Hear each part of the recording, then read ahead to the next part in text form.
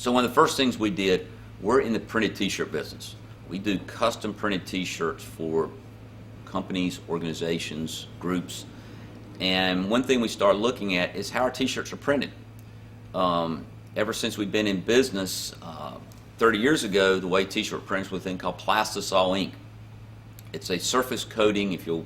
Most people have printed t-shirts. If you'll feel the surface of that print, I've got this example here I'll use later on, but if you feel the surface, you'll feel plastic. Well, that plastic you're feeling is the plastisol ink. That plastisol ink contains PVC, polyvinyl chloride, and phthalates, things we just really don't need in the environment. But again, that was the ink industry standard 30 years ago. It's the ink standard today. We wanted to come up with a different process. So again, in the late 90s and working with Sam Moore, we developed the Rehance process, which we developed 3 patents on it. But what Rehance is a totally different way to print and dye t-shirts. What we do is we take white t-shirts.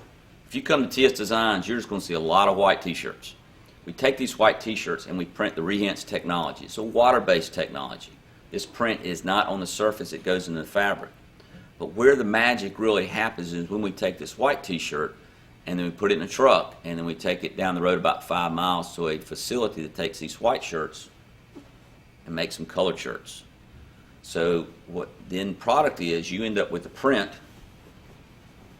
that's in the fabric, not on the fabric, doesn't crack, doesn't peel. You can iron this if you wanted to, completely breathable. But the most valuable thing, this is a water-based technology. This does not contain PVCs. This does not contain phthalates. That was kind of the first big steps we made in changing the product and the services that we bring to the market. So the journey continues. The next thing we started looking at is where our t-shirts are made. What was happening is, again, back 30 years ago and being in North Carolina, is even when we do work for Nike, Tommy, and Gap, those t-shirts were made in North Carolina, South Carolina, Tennessee, Virginia. Well, when NAFTA hit, not only did they move the screen printing overseas, they also moved the manufacturing overseas. First we went to Mexico, then into Central America, now to Asia, and then if you'll talk to some brands, they're looking at Africa. The apparel industry has a long, long history of running around the world, utilizing cheap energy, chasing cheap labor. And as I told an executive of Vanity Fair a couple years ago when we were having a discussion, let's say, on this topic, is I says, what's after Africa? The moon? The apparel business and the history we've over the last couple hundred years, it's just not sustainable. So again, we wanted to make a different t-shirt. So we partnered up first with American Apparel, probably about 8 or 9 years ago, and to develop their sustainable edition organic cotton t-shirts. We wanted to make a shirt in the U.S., we wanted it to be organic cotton, but again, it had to be a white t-shirt to work with our process. So we partnered up with them, we developed a sustainable edition, and we started having shirts shipped from L.A. Back to North Carolina. Then we started thinking about, well, we're in North Carolina. There's a lot of cotton grown in North Carolina. We sell most of our shirts in the South. It doesn't make sense to go all the way to L.A., bring the shirts to North Carolina, print them, dye them, and maybe ship them back out to the West Coast. We want to basically do the manufacturing in North Carolina.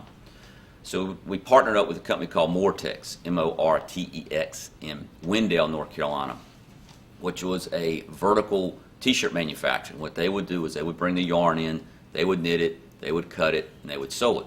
So we started working with them, again, making blank white t-shirts. So the next thing that evolved from that is, depending on what year you look at it, North Carolina is always in the top 5, typically in the top 3 of cotton growing states in the U.S. Unfortunately, we take a large majority of that cotton, and the numbers I've seen, as much as 80% of that cotton is shipped overseas as yarn. Because again, what are they doing? They're taking that great commodity of cotton that we produce in North Carolina. It doesn't take much labor to get it up to the yarn standpoint. And then we take that yarn and ship it overseas to make the t-shirts that we wear today.